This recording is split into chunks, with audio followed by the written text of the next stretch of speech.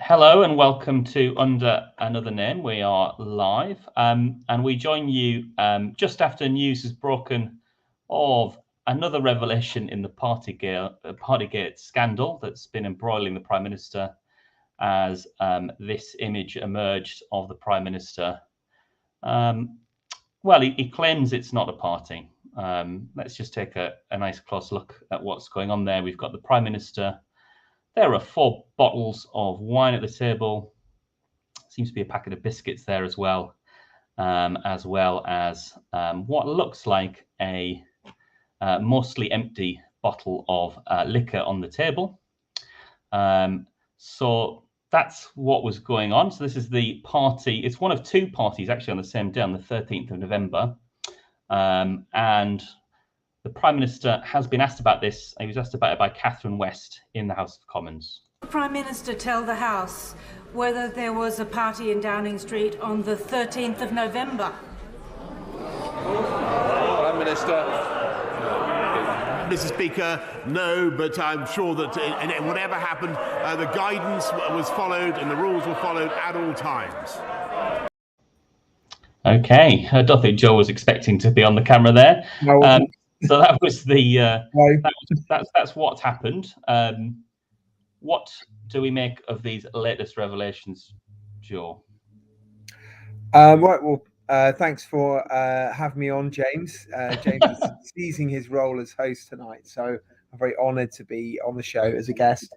My view is that we in the world of like traditional serious politics, this is a very serious story. Johnson has been caught out. He's lied to Parliament. We have now photographic evidence, and this means that there has to be very, very serious consequences. Potentially, the Prime Minister will now need to resign. In practice, what we've seen over the past 2 years is none of that stuff actually matters. None of it really affects how politics plays out when you have a leader like Boris Johnson, because he simply doesn't care about the norms that kind of Westminster journalists say that to everybody is really, really important, that you have to abide by these norms, etc. Johnson has shown that this is just, as far as he's concerned at least, so much noise and hot air. He can override it. And as long as enough people on the Conservative backbenches feel as if there isn't a better alternative available, and actually, if anything, there's less of an alternative now than there was when this story first broke 6 months ago, because of how the Chancellor of the Exchequer, Rishi Sunak, has been embroiled in not only this scandal, but also scandals about his own tax affairs and so on. So on a sort of political level, my immediate response to the story is I think it doesn't massively change it. The public already kind of did know about that there was law breaking in Number 10, so on. And there's an element, I think there will be an element of fatigue with this story, even with the photograph.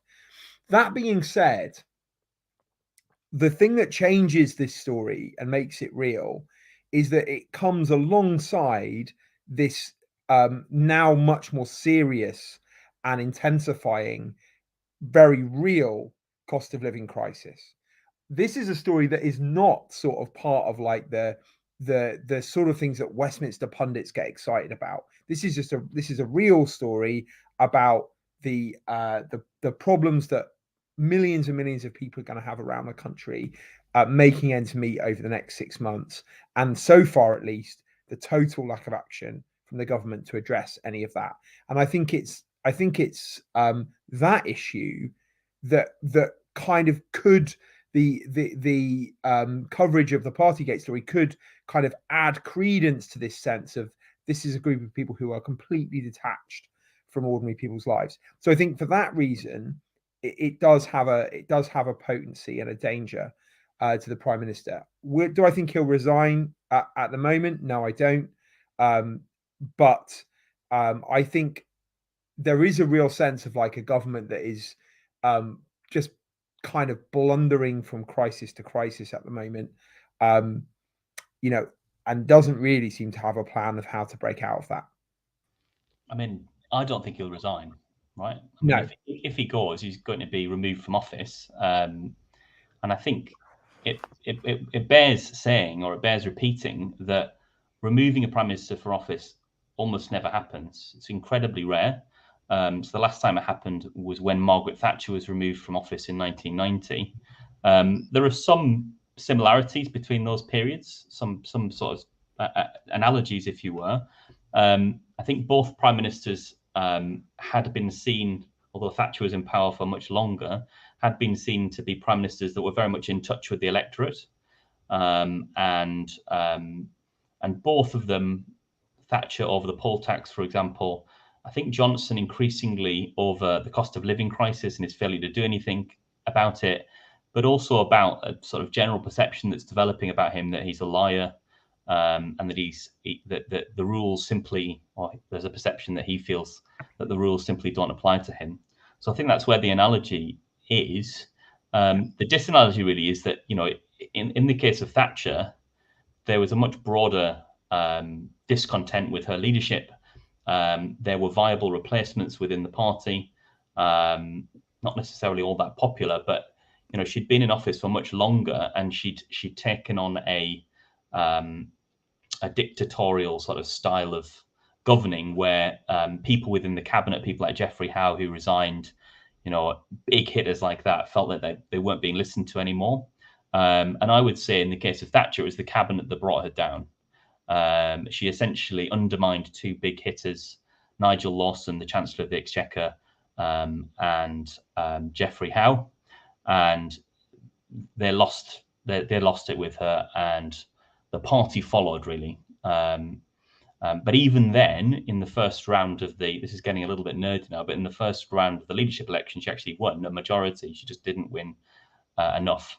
So I think, so it's very, very rare, is what I'm trying to say. The last time it happened was Margaret Thatcher, and I think that, well, it's much more common for people to speculate about prime ministers going than it is for prime ministers to actually go. So that's one thing I'd say. And I'm just following up on the other thing that you said. On one level, everything that's going on at the moment is a huge distraction. What really matters at the moment is a bill that's going through Parliament, many other bills that will be going through Parliament as part of the Queen's speech. There's a generalised attack under this government on our human rights. So the Public Order Bill is going through Parliament. It's got it in as part of second reading today. And that bill is going to further undermine the right to protest in the UK by making it illegal to lock on, which is obviously a common tactic used in protests. And it's also going to make it an offence to block roads, for example, on protests. And they're debating this in the House of Commons, literally a matter of meters away from where there's a statue. I don't know if anybody's been to the House of Commons, where a sword has had to be, a suffragette had to be removed by damaging the statue, essentially, because they had locked on in protest. And obviously, we've got the huge story, the huge thing that's affecting lots of people's lives of inflation approaching 10%, a huge cost of living crisis. And really, I would say neither main party doing enough about it. So I don't think Johnson's going to go, because I think, as you do, the parliamentary party simply will not bring this prime minister down. He's never going to resign. We've seen that. I mean, that proposition has been tested to destruction. And on some level, all of this stuff is a distraction from the really serious business of politics that's affecting ordinary people's lives. Yeah, can I just quickly comment on that? I know we've got other things to move on to today, but just to say that it's really important that we stay alert to how the things like the intensified restrictions against protesting, and of course also alongside that, and now we're looking at, we seem to be seeing the beginning of a new attack on trade union rights as well. That isn't like a coincidence that comes alongside the cost of living crisis. Obviously, on the one hand, it's about providing a sort of a distraction and a kind of enemy that the government can focus on. But of course, it's also about disciplining people. It's also about making sure that people don't have access to the opportunities to resist, to call out the lamentable failure of government to address their real concerns. It's about trying to ensure that politics remains what kind of the political elite wants it to be, which is to keep these kinds of real world political issues out of the sphere of politics. Now, as you've just said, if you don't have a political opposition that is effectively kind of pushing for those issues to be addressed, and I think the Labour Party has done a bit better recently, although I still think its kind of overall approach is unbelievably timid.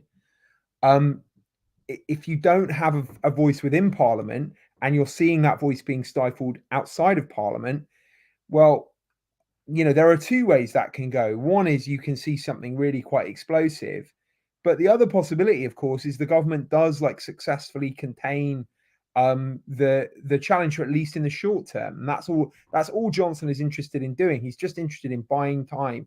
His view of this will be, I got to get through this crisis, and then in 3-6 months time we can do something. We can do a tax cut that kind of sweetens the pill for our core vote. And actually, James, I just wondered, have we got time to go sort of straight over to the slide on opinion polling? I know we were going to bring that in later, but I just wondered if we could show that now, because I think it is really relevant. I think like if you look at this opinion polling data, and you just step back from it a moment. I mean, I don't know, you might have a different view on this.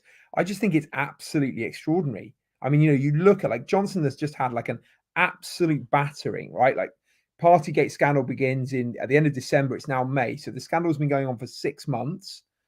And in that time, his personal kind of approval rating is down, or his approval rating against Keir Starmer is down from just over 40% to now about 34%.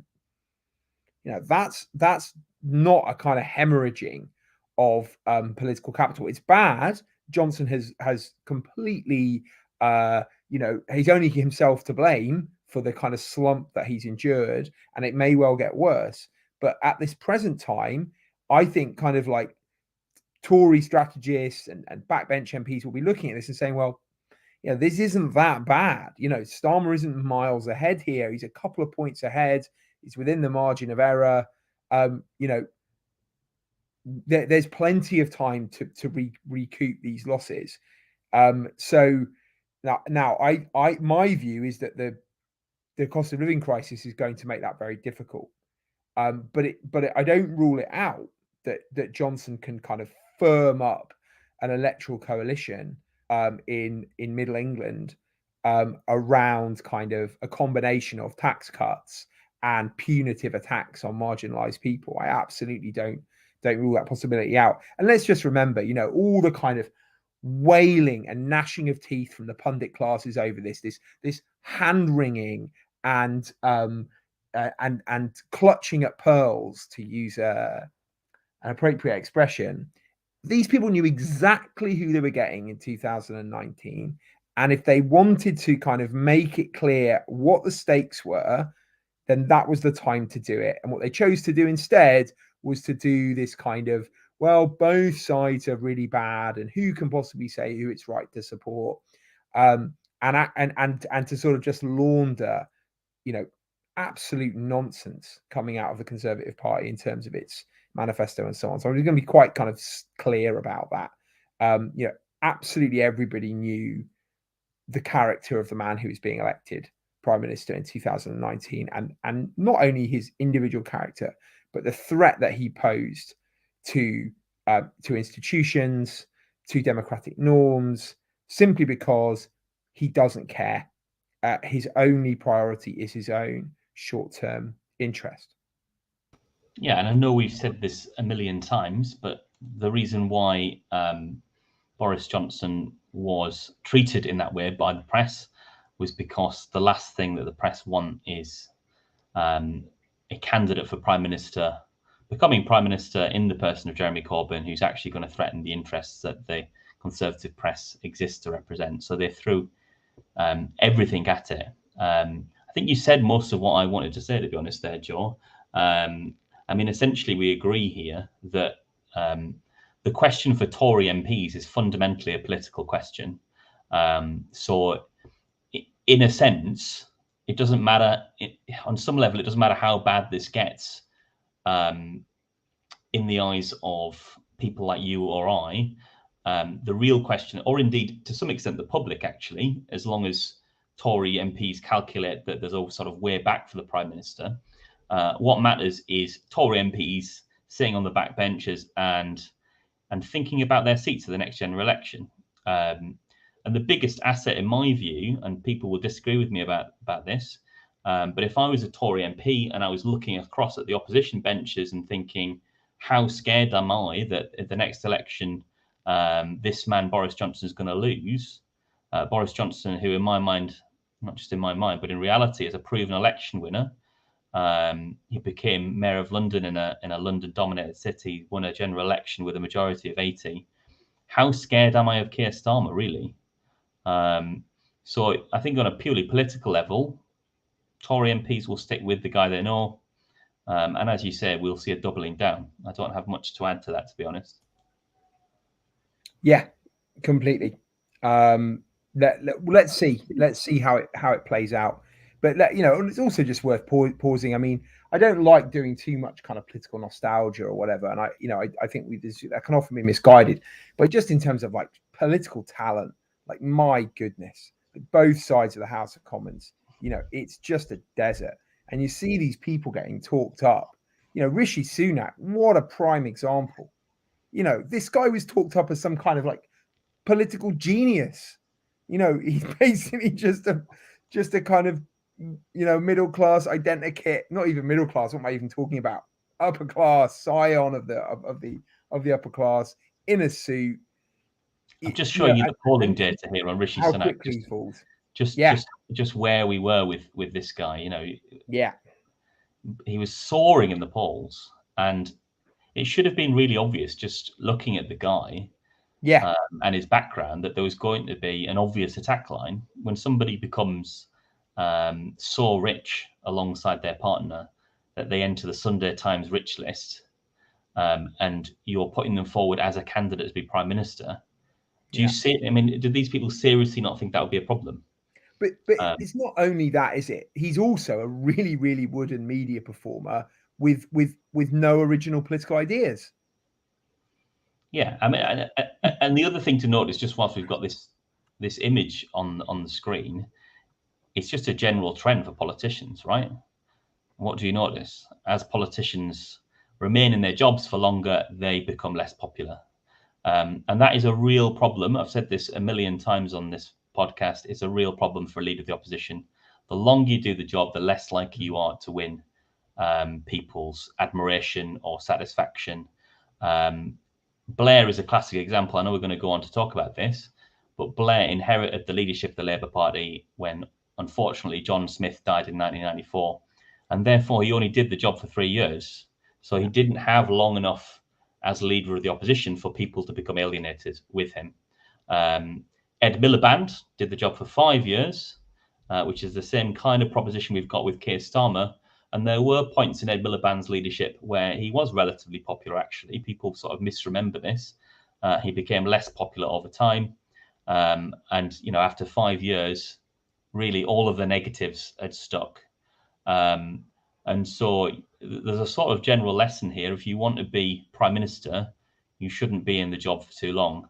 I mean, Kinnock is the classic example of someone who makes this mistake and sort of doubles down on it. He stays in as leader of the opposition after losing a general election. So, in fact, does Jeremy Corbyn. And again, that's almost always a mistake. So, it really is a disadvantage to Starmer to continue to be leader of the opposition. And he should be worried about these approval ratings. Yeah, I agree with that. I mean, I think the Corbyn example isn't that useful because it's only 2 years into his tenure. There's a 10-point increase in there's a 10-point increase in Labour's political position. Its vote share, and of course there is also immediately following the election an expectation that there'll be another election. So I think that there are sort of extenuating circumstances. I mean, often you get that they lost 2 elections. Yeah, that's true, but it just needs to be it needs to be seen in its context. Obviously, he should have stepped down. In hindsight, we know this, right? He should have stepped down. He lost an election. I don't know. I just don't agree. Actually, no. I think it's. I mean, it's good to disagree about something. Yeah, I mean, no, sure. I mean, I don't have to talk about it for long, but I think it ignores that there was a genuine tide of enthusiasm behind the guy. I'm not naive enough to imagine that it was universal. I know that obviously for lots of people, Corbyn was a reason why they were voting for the Conservative Party or not voting for Labour Party. But clearly to go from a vote share of 30% to 40% in the space of 2 years, something had happened politically. Now, of course, the fashionable thing is to just act like that didn't happen, or that if it did, it was just kind of pure luck and it had nothing to do with the Labour Party. Kind of crazy. Either you think elections kind of can tell you things about politics, or you don't. So I think 2017 can tell you a lot about politics, and I think there is a bit of a rewriting going on in terms of people just sort of acting as if anyone on the left could have generated the same kind of enthusiasm. I think we do miss, the particular appeal. I'm not someone who thinks Jeremy Corbyn is going to come back into the front line of politics ever again. I don't really want that for him, let alone, and I don't think it would work politically either. But, he had a certain appeal, and part of his appeal was that he wasn't this is so important that people understand this, he just, leaving aside ideology, he wasn't like one of these identikit, besuited, trendy guys who frequent the same bars and the same clubs and the same world. He was outside of that, and in 2017 that suddenly had a kind of raw appeal to people, and I absolutely think that is the future of politics. We don't quite know who that candidate is yet, who can generate that same kind of enthusiasm, but that's the next step. And I guess that was what Blair was once in the 1990s. I think we. Well, we're going to move on to talk about it, aren't we? We're going to move on to talk about Wes Streeting, because he's the new centrist's favourite for leader of the Labour Party. Should Keir Starmer have to stand down, either because of his ill-judged promise to resign if Durham police find him guilty of breaching lockdown rules, or because in 2 years' time, or maybe even 1 year's time, if Boris Johnson decides to call an early election, he loses that election and doesn't do a Kinnock and actually steps down. Maybe it's worth, before we move on to talking about the centrists' favourite, Wes Streeting, we just remind ourselves, because it was about 5 years ago today, wasn't it, when Jeremy Corbyn, when this happened to Jeremy Corbyn. You were just talking about this enthusiasm, so I thought I'd play the clip. I'm fed up with the nurses, the doctors, the care workers being paid the price of austerity and the banking crisis. Let's share it out in the future.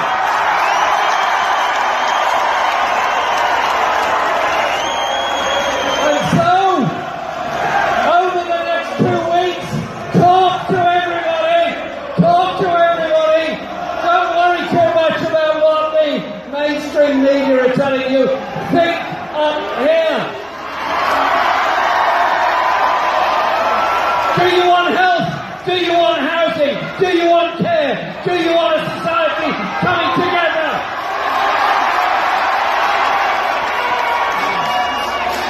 Or do you want selective education and fox hunting? That's absolutely the right answer. Leave the foxes alone.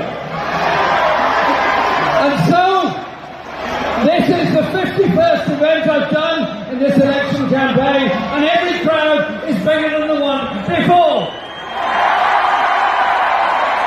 And you know why that is? Because people are fed up with being told how to think, what to do, and what their future is. Make the future be itself by working together as a community working together. So our message is simply this. Come together to share the wealth.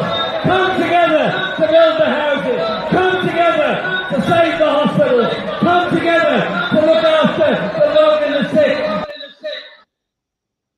There we go. So that was the level of enthusiasm generated by Jeremy Corbyn in the 2017 election.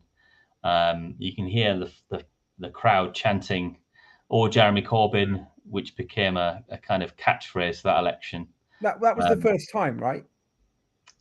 I'm not sure, actually. I always thought the first time was Glastonbury. Maybe it's for those of you who haven't read it, it's the first time is specifically mentioned in Alex Nunn's book, The Candidate, which I still think is one of the best political books of the past 5 years.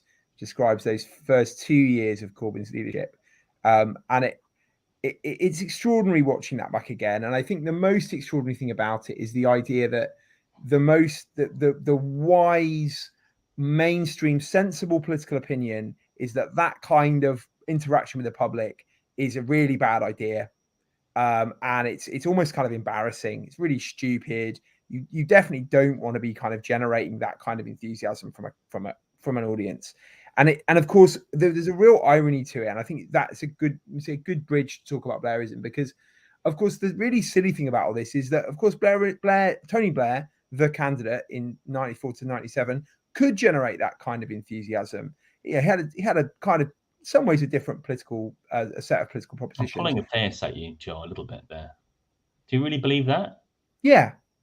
Well, Okay. the Blair could. Yeah, I mean, could he have gone? I mean, could he have gone to Tranmere Rovers football stadium? I mean, there was definitely there was enthusiasm, right? But like when we see, I mean, the big scene that people remember is those scenes of him coming in at number 10 Downing Street, walking down the street as you could back then, because there were no security gates, and there were lots and lots of people, flags, waving flags, right?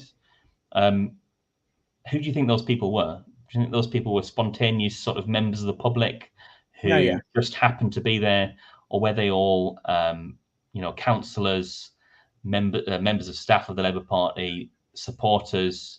Do you think they spontaneously had those flags, or do you think they were handed them? Yeah, I'm not naive.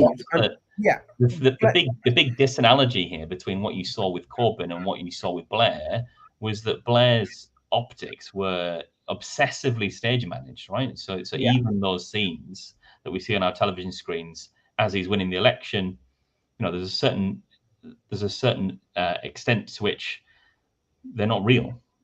Whereas to a certain extent, but I just don't think you should. We can't unwrite or the idea that Blair generated like significant political enthusiasm, like probably more political enthusiasm than any politician, until this is someone I'm missing out. I mean, I guess the other person I suppose I can think of in the past 30 years is probably Farage. Farage had a sort of ability to mobilize a constituency of people. Farage is the most important political figure of the past decade, for sure. I mean, like in terms of just influencing the landscape of politics. And there's no question that you can influence politics without winning elections. And Corbyn has shown that as well, by the way. He also materially changed the kind of central like axes or whatever the main focus of political debate in Britain, at least for a short time. But I just think it's extraordinary to think that now the kind of the widely accepted view amongst the pundits is that you just shouldn't be doing that, and as I say, that it's kind of embarrassing to like politicians who do that, or to find that inspiring in any way, or even moving. The idea that a politician speaking to like thousands of young people and exciting them, the idea that you'd look at that and think, wow, that's really something. You're just an idiot if you think stuff like that. And the only thing that really matters is what's going on in the focus groups, what's going on in the kind of like in that stage managed process of politics. And all of that ignores, and we can get into this now, I guess, is of course that what the legacy of Blairism was precisely to devalue that whole form of politics. So that what Blairites are doing, in my judgment, is trying to pick up these tools that Blair was able to use very successfully because they were relatively new, at a time when he could still generate lots of political enthusiasm separately, because it wasn't his style of politics wasn't seen as particularly cynical. Now that type of politics is seen as totally cynical, and it doesn't generate any enthusiasm. But the Blairites are kind of absolutely like, oh no, you have to do it like that, and anything else is just embarrassing and naive. And it's a really extraordinary thing. They're just going to keep on, I think, pushing forward these candidates, getting them to adopt these tactics that make them look two-faced and weak, and calculating. Watch them lose, then say, oh, they didn't do it properly. Get the next guy in, do it all over again. Right. I mean, it might be worth just pausing for a second, right, to set out what we mean by Blairism, because I think there's lots of talk of Blair and Blairism that misses, that doesn't pause to just reflect about it, right? Because my view of Blairism is that it's a pretty unique thing, and that it is situated at a particular point in time, right? So, in essence, within the socialist tradition, my view of Blairism would be that it only really makes sense at a particular point in time, in the particular social and historical circumstances of the 1990s. And the most important factor to understand Blairism is that at that point in time, following a period of Mrs. Thatcher being in office, where she trashed the post-war consensus by privatizing industry, smashing the power of the trade unions, reducing the size of the state, cutting taxes, particularly for the rich, moving towards direct taxation, selling off the council houses, and engaging in what we described in our last episode as a class war, really, that she created a crisis of social democracy. In other words, what she did is that she created an impression in most people's mind that became the zeitgeist of the age, that we wouldn't want to go back to the bad old days of the 1970s. And then Blair comes along in a situation where Labour had lost 4 general elections, the Tories had been in office for 18 years, and he looks at the available options. And because of what most of the public think, he rightly concludes, I think, and you might disagree with me here, that the politics of the 1970s are just impossible in the 1990s, right? That you can't say, you can't say to the British electorate and get elected at that point in time, we're going to whack up taxes, we're going to nationalize again. All of that sort of stuff is just, it's associated with Arthur Scargill, with the old left, and the easy response from the Conservative Party in the 1990s would have been, well, we know where that leads. It leads to the bad old days of the 1970s. It leads to industrial unrest, and ultimately it leads to higher taxes and inflation and all of that nasty stuff that you remember from the 1970s. So Blair comes along, and he says, right, well, what are we going to do in this globalized world, where in his mind there is this sort of international competition between states as a constraint on policy.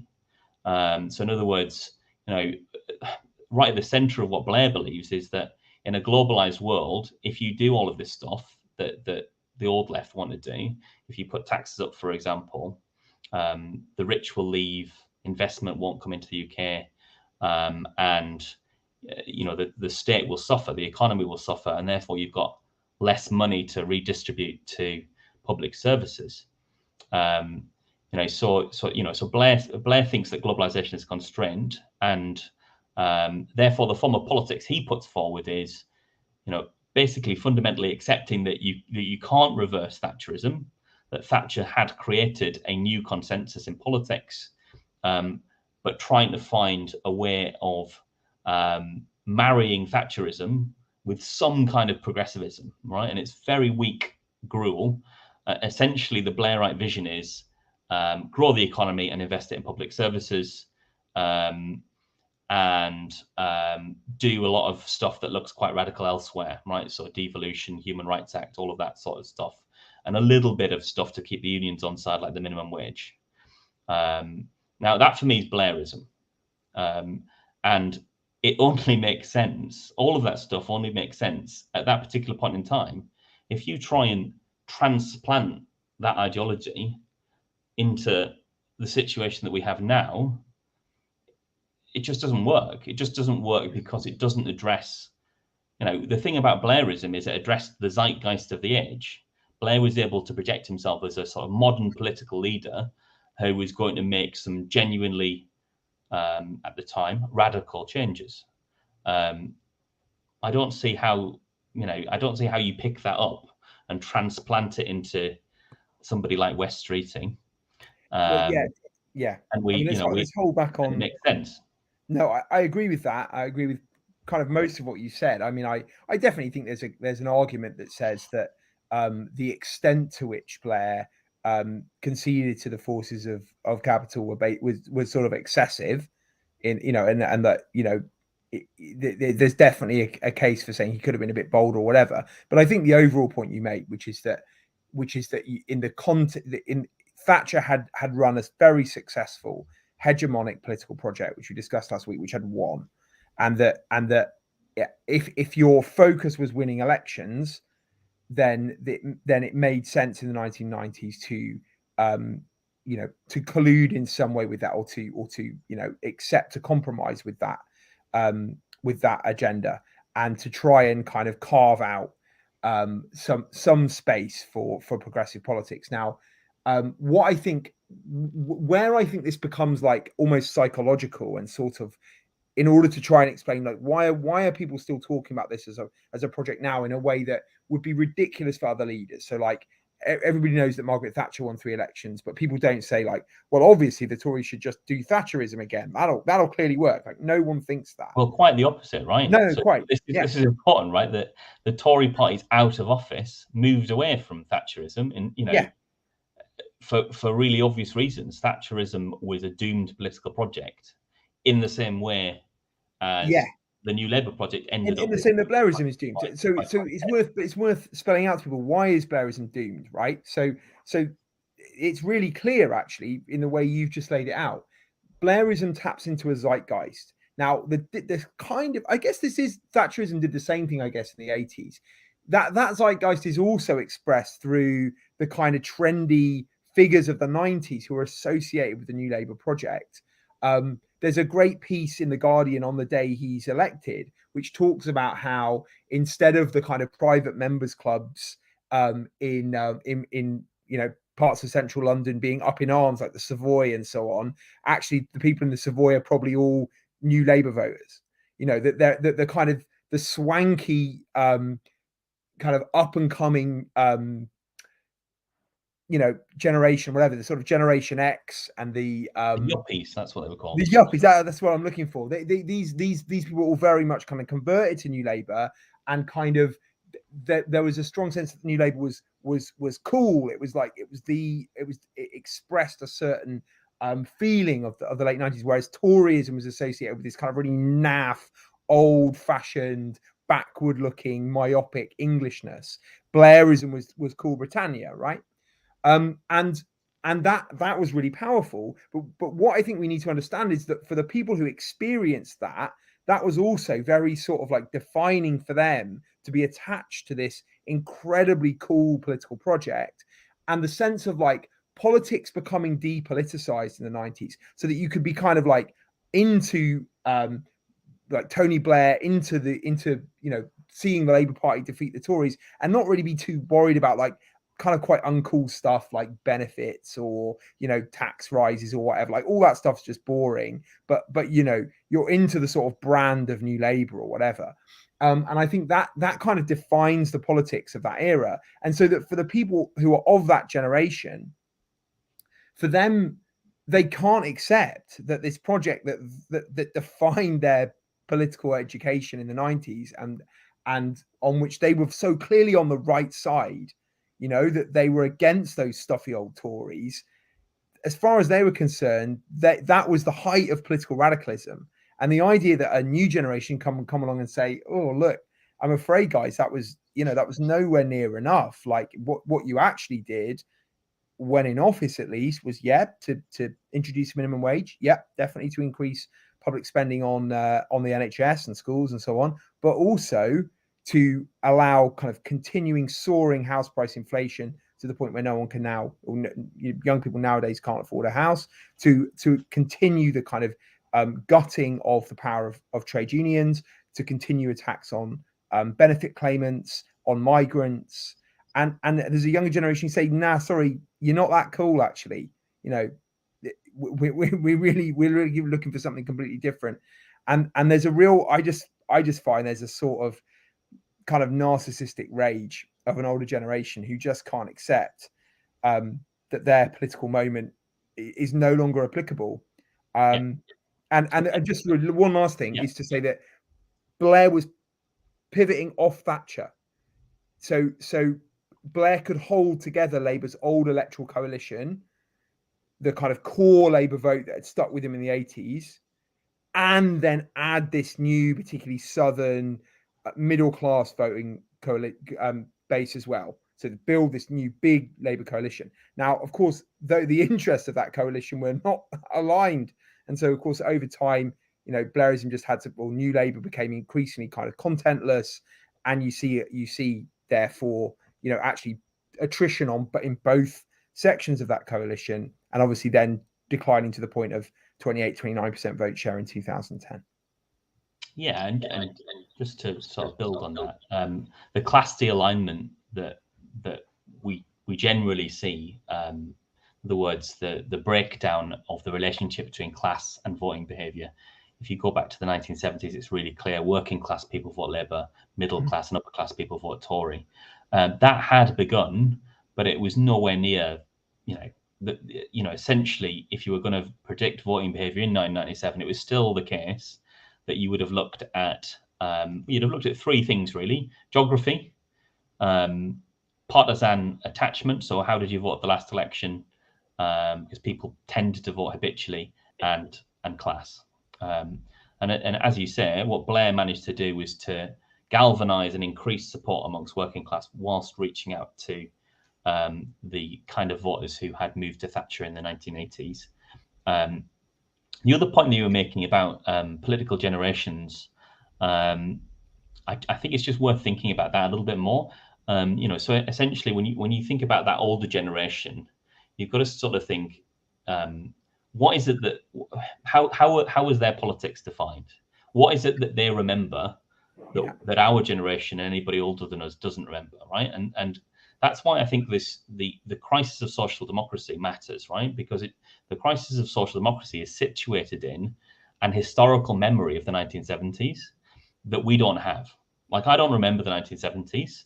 I know things about the 1970s because people have told me about them, and I've got a kind of pastiche understanding of what happened. So I'm aware of things partly because I'm a politics teacher, right? So I'm not exactly emblematic of my generation. But if you ask me about the 1970s, I would say 3-day week, IMF bailout, winter of discontent, inflation, strikes. They're the sort of things I would say, right? And so I've got this kind of pastiche understanding. Whereas I think for people who are, let's say, over 50 as a political generation, they really remember it. No, they don't. They remember it wrong. Well, maybe they do, right? If they're 50, they're born in 1970. They remember it wrong. Okay, so you're talking about really, really old voters. It matters. I'm not disputing that it matters. But the point is, right? it is only older generations, and you're just saying over 60, fine. It's only older voters that actually remember this, right? And so the crisis of social democracy, upon which Thatcherism was built, doesn't exist anymore, right? It belongs in our sort of misremembered past, as it were. Yeah. And therefore, it's totally lost its salience with almost everybody, apart from quelle surprise, the portion of the electorate that are most loyal to the Conservative Party, right? Because for them, looking at the younger generation who are starting to talk about socialist ideas again, for them, they're like, what the hell are these young voters on about? Like, we've seen socialism, it didn't work in the way that we remembered the 1970s. Now, it's interesting, right, as well, because there are actually analogies between the 1970s and today. It's almost, in some respects, it's almost like we're reliving the 1970s, except whereas in the 1970s, there was a kind of crisis of social democracy going on, where the political right managed to successfully blame the unions for the inflationary crisis that was going on. in our inflationary crisis, we're seeing what it looks like when the unions don't have any power at all, right? And what it looks like is we get pay rises that fall behind prices, and we see profits soar, and we see a political class who are so terrified of repeating what they see as the mistakes of the 1970s, because that's what they remember, right? They're so frightened of repeating the mistakes of the 1970s, i.e., giving in to pay demands, wage price spiral, inflation out of control, strikes going on, all of that sort of stuff, stagflation. They're so terrified of that because that's what they remember, and that's what defined them politically, that they're doing absolutely nothing about the crisis that's affecting people's lives. Because what's actually needed in this crisis is a return to the social democracy of the 1970s. What we need is stronger trade unions. What we need is wages to keep up with prices, so that people's living standards aren't eroded. And that's why we've got this bizarre situation where the Labour Party are talking about, what I think is quite a limp-wristed policy, actually. It's a sticking plaster.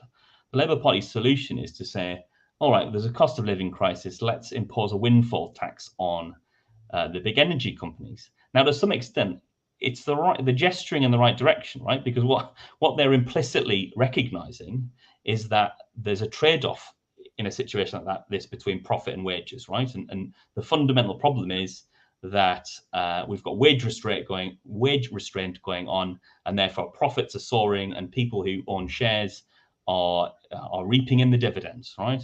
So that's the fundamental problem. It's a question about, is capital going to benefit from the crisis, or is Labour? And for our generation, it's almost always been capital. And so, they're gesturing in the right direction with this policy, but they're just not being bold enough. They're saying, right, well, just this one-off occasion, let's direct the anger towards big business who are making, multi-billion-pound profits, whilst you, the workers, are having your wages cut. Let's deal with that with a sticking plaster. Now, what is needed, and what younger generations, I think, increasingly understand, what is needed is a change to our structural conditions so that the working class get a fair bite of the cherry, Yeah. And unfortunately, in my view, the pessimism of my view is that because our political class come from a generation that are still spooked by the zeitgeist of the 1970s, misremembered or otherwise, they're not going to respond in the right way.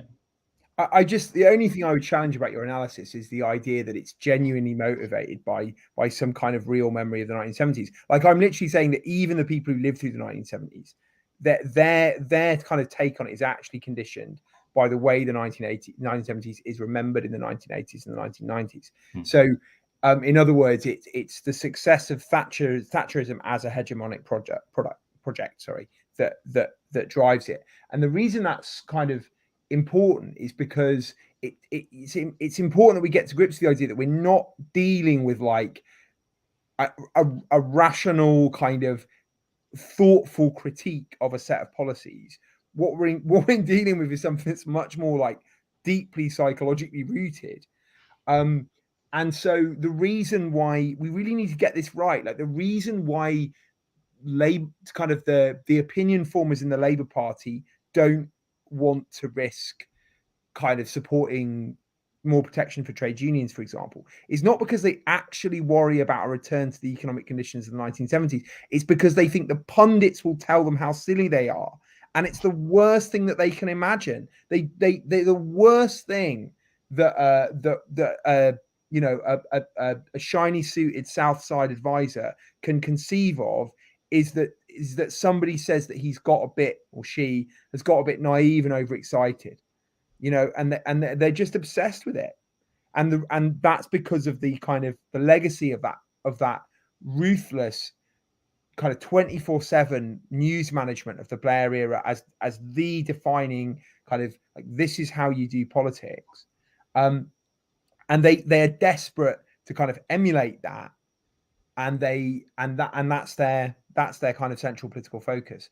So that what the result of that is to create this kind of unreal quality to politics that I talk about a lot, where the actual substantive issues under the surface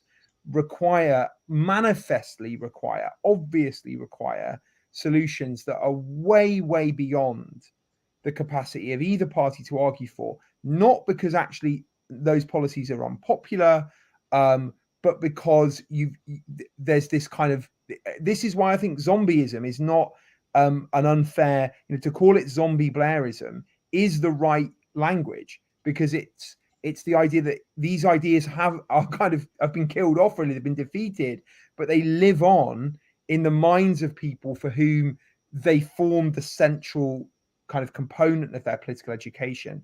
And to renounce it, to admit that, this is the central thing I really want to say, to admit that Blairism was just a one-off thing. It wasn't some amazing, universal, this is how you win at politics, ingenious, all-encompassing strategy. It was just something that worked at a particular political moment where you had rising enthusiasm behind the Labour Party because of a wider social cultural zeitgeist. You had a deeply failing Conservative Party, Conservative government, embarrassingly corrupt, totally off the pace of the or off the zeitgeist of contemporary discussion, and you had a telegenic, smart, wisecracking leader, and that was a good set of kind of indicators in favour of the Labour Party, and that then actually in office, as I say, the Labour Party made important tweaks, but unfortunately the changes they made were easily reversed, and most of them were reversed under the Conservative government from 2010. Really, only the minimum wage and I guess kind of important advances in gay rights in Northern Ireland. Those things do matter. I don't want to play those things down, but what they didn't do in the way that you've just described is in any way change the balance of capital and labour. In fact, they intensified the direction of travel from the Thatcher era, and that's continued further along the line. So the only possibility of change is, there are two ways this works as far as I can see. One, the people that we're describing have a genuine moment of revelation where they say, oh, you know what, actually maybe we need to just stop kind of prioritizing a 30-year-old political project. We need to sort of enter the 2020s. That's not going to happen. So the only real way this happens is if somehow the car just smashes so hard into the wall that it just discredits the whole project. And I don't know when that's going to happen, but I do think that that when you see kind of senior figures in the Labour Party talking about people like Wes Streeting as if they are, can I just yeah, come in right here, right? go, yeah. We've got a Wes Streeting fan in the Yeah. chat, which was distracting me for most of the time you were talking, to be honest. Is Wes Streeting in the chat? He might be. Let's just show you some of the comments from this one person who's obsessively posting in the comments. So we've got Oh wow, we've got this comment here. Streeting. He then came back in with Wes. The Wes wave is going to wash away the stories. So we do have a bit of a fan, which sort of parallels some of the commentary that we've had in the media. I don't want to talk about Wes Streeting for too long because I'd probably be sick in my mouth. But we've had some opinion pieces very recently from one from Phil Collins in the New Statesman and another from the Financial Times, both extolling the virtues of Wes Streeting as the next Labour leader. If I just show you a little bit of the Financial Times commentary. In politics, Streeting attracts admiration from those who see him as the moderate future of Labour, an effortless communicator, like Blair in the 1990s, who understands what it takes to win back the working class voters who have deserted the party. He doesn't need a focus group to tell him what the public thinks because he feels it himself, says Peter Mandelson, a co-architect of Blair's new Labour. Pause there. Peter Mandelson, millionaire, lord, literal lord, friend of Jeffrey Epstein, completely isolated from all, I would imagine, the reality of most people's lives. Just kind of anointing this guy. This guy just has his finger on the pulse of what the ordinary kind of man or woman in the street is thinking. Why does Peter Mandelson imagine he's got the first clue? And does he seriously think, I don't know, does he imagine if you go into the pub you know, if you go in the dog and duck, you know, they're all like, what's it? I don't want to spend too long on this, right? But yeah. there are two things, right? First of all, he's a London MP, right? Mm-hmm. His only job outside of politics was being NUS president, right? So I'm just remembering all of that criticism of Jeremy Corbyn, where people were saying, yeah, you know, he's this sort of out of touch guy who's an Islington MP. You know, the last thing the Labour Party needs is another London MP. And where do the commentariat go next?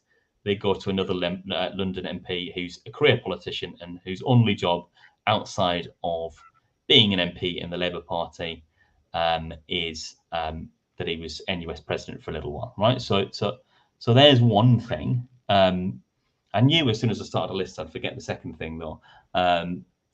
Yes. While you're thinking of it, no, you got it? No, I haven't got it. It's gone. While you're thinking of it, can I just say on that? I just wonder, when are these people going to get bored of anointing the next Blair? When are they going to stop being, I mean, like, you can still have really serious conversations with people who say, well, of course, if only David Miliband had won the Labour leadership in 2010. And you just think, have you guys seen David Miliband? Have you seen him? Like, have you heard him speak about politics? And you think, I don't know, that people in, I don't know, Falkirk or what, all these seats in Scotland, I can't even remember, in Edinburgh and Glasgow, people, that would have stopped them abandoning Labour and going to the SNP, or voters in Swindon or Crewe or whatever, these marginal seats. They just needed David Miliband to come out and give them a pep talk. What are these people smoking? Like, I mean it. Like, and there's been a whole sequence of these guys and they are generally men, by the way, for the past kind of 4 or 5 years, and it's just literally a guy in a suit. Like, I mean, I know that just sounds a bit reductive, but that's pretty much it. They've got a slick haircut, walk around in a suit, and they sort of mouth the same old platitudes. And it's just like, this is the other zombie analogy for me, where it's like, this whole thing is just like a project that just needs a host, and it gets a host, and it uses the host for a bit. The host kind of like fails and gets used up, and it just goes to the next host, and it just goes on and on, because the alternative is to admit that your political project no longer has mileage, because it can't tap into anything hopeful or optimistic anymore. That's the key thing about Blairism now. In the 90s, it taps into a real sense of energy and optimism, something that is genuinely about transforming Britain. Yeah, not as radically as I think was necessary, but it's still transformative in its vision, at least. Blairism in the 2020s is not transformative. Blairism now is about defending the status quo. It's very clear about that. And you can't inspire people with that kind of message. And in fact, that's what the hangers on of the Blairite politics think is so great about it. That's fine. Let's test it. That's my view on Blairism. I don't want to get lost in what Blairism's about now, right? But even on its own terms, Blairism was about presenting a vision that was sort of progressive, that would also be reassuring. And I think even on its own terms, currently, Starmer's not doing that. No. Again, I don't want to get, we need to finish soon, basically. But, Blair tried to situate himself within some kind of political tradition. He talked about socialism. He talked about Attlee. He talked about, the only politician that Starmer ever talks about in the Labour tradition is Blair himself. I just want to be fair to our commentator, right? Yeah. I want to know who this guy is. No, I think he was being sarcastic, because I've just had another comment. Read my Spectator article, streeting ahead.